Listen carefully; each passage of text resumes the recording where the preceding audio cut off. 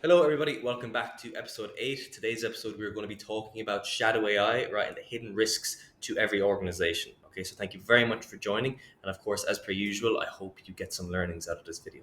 Okay, so what is shadow AI? Well, shadow AI is the use of AI tools and platforms that basically sit completely outside, right, our official IT or security control. Right, so these are usually adopted by our employees or our users who simply just want to work faster, right, or ease the pressure off their workload. Okay, employees will always take the path of least resistance, and any tools that help them make them do their work quicker, faster, better, right, they're going to be using those tools, right. And the reason why it matters now more than ever is because we're actually moving away from our simple chatbots.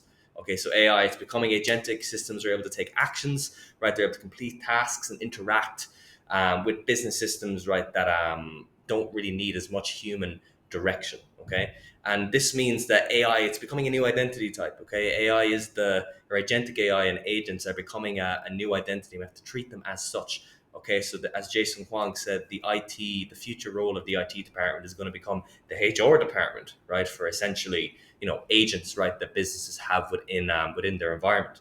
Okay, and we see that with the recent breach involving Anthropic as well.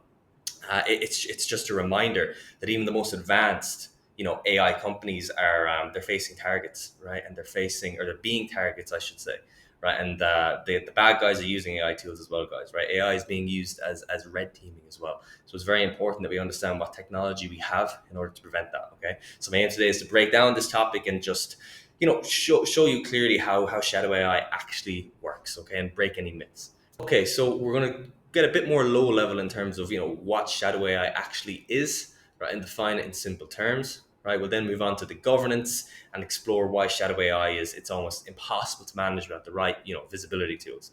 Okay, then after that we'll look at our Defender for Cloud apps, which again I think is one of the most effective technologies, right, for identifying and tracking AI usage as well. And we'll finish off with some practical wins using Purview, using Defender for Cloud apps as well. And by the end of the session, right, I hope that you have a clear path of understanding the problem and taking some action within your own organization or some quick wins. Okay, guys, so look, shadow AI refers really to any AI tool or model, right, that's being used without IT's approval, right, or without IT's knowledge. Okay, so this can include ChatGPT, your Gemini, your Claude. It can be PDF analyzers, it can be coding assistants, it can be browser extensions, right? There's hundreds, if not thousands, of these niche AI tools that are being developed every day, right? So, and the thing is, right, users and employees are using these tools with good intentions.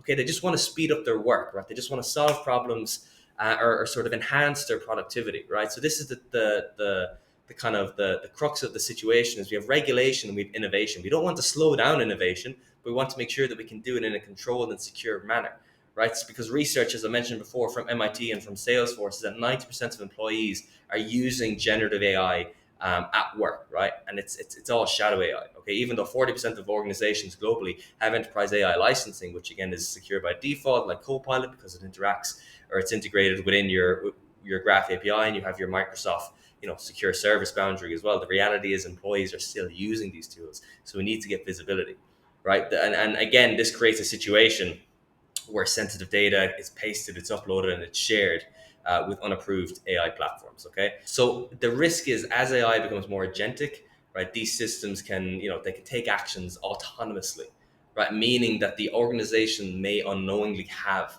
AI performing tasks with zero insight. So this is why agentic AI is becoming the new identity surface. Okay, and again, the recent breach with Anthropic highlights, right, how important treating agentic AI as a new identity and rethinking identity as a whole is going to be. Okay, so that being said, Defender for Cloud apps, right? Why should we actually care? Right, so Defender for Cloud apps or MCAS, Microsoft Cloud App Security. It can give us visibility into what AI tools are being used across organizations. Okay, so we can identify traffic to both our well-known and lesser-known AI services that would normally go unnoticed. Okay, and it's crucial because most shadow AI activity, right, is accidental or it's done without malicious intent. So users don't even realize, right, the risk when they paste different documentation or customer data into AI models that are outside that governance boundary. Right, and we can analyze that data movement. It can detect when when a file or a text or a sensitive content is uploaded. But we can also provide governance actions, right, to these uploads, and it's very, very useful. Okay, it can be the judge, the jury, or the executioner, especially in combination with Purview and DSPM for AI as well. Okay, so I guess as AI becomes more agentic, right, these tools they're not only going to process data, but they're also going to perform actions as well. So an example would be if an employee signs into an agentic AI with a corporate account, right, and that platform is compromised, right, it can become a new doorway for attackers essentially, right. So even again, where Anthropic faced hostile activity visible in governance, it's going to be essential. And I guess talking about the essentials and talking about quick wins, the first quick win is discovery. Okay, so the idea is when you're talking to your governance board or your C-suite and you're looking for budget or you're getting questions about what we're doing with AI, the first thing is, well, what AI tools are our employees using, right? And it can even be an innovation conversation to the point where you go, okay, 90% of our users, 85% of our users they're all using ChatGPT. Let's block Claude, let's block Gemini, right? Because there's no point because people aren't using them, right? So you can basically route everyone to a specific AI. Some people block third-party AI tools on a network level, and they only improve enterprise AI tools like Copilot for M365. Okay, but the idea is that we can get visibility and use Purview, use Microsoft Defender for Cloud Apps to build an accurate map of what AI tools are being accessed across your organization. Okay, and this is your starting point for governance. The second win, right, is controlling data flow. So if you combine our Purview and our labeling and our DLP with Defender for Cloud Apps, right, we can detect and we can prevent sensitive information being shared with these external AI tools. Okay, and this again can protect our most valuable data, right, from accidental uploads. Okay, and the third is an operational governance win, right? So we can feed insights from Defender for Cloud Apps and Purview into your governance meetings, right? You can update, any approval tool lists that you might have, right? So this isn't just technical, right? This is going to matter for various departments and various champions within your, I guess, AI framework moving forward into 2026. And the idea is that we don't slow down innovation, right? Instead, we make AI adoption, right, safer and more intentional. Right, intentional is a key word here because I think a lot of organizations, when they approach AI, there is no intention. They don't really know what they want to use it. They know they want to use it, but they don't know how.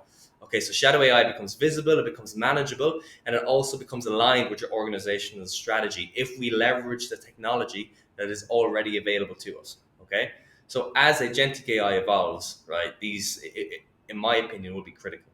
Okay, so without visibility, without policy control, right, organizations, you won't actually be able to innovate, right? The lack of regulation, believe it or not, lack of regulation slows down innovation. Okay, so if you have balanced regulation, you can speed up innovation, right? And that's my mantra when it comes to, I guess, future AI adoption.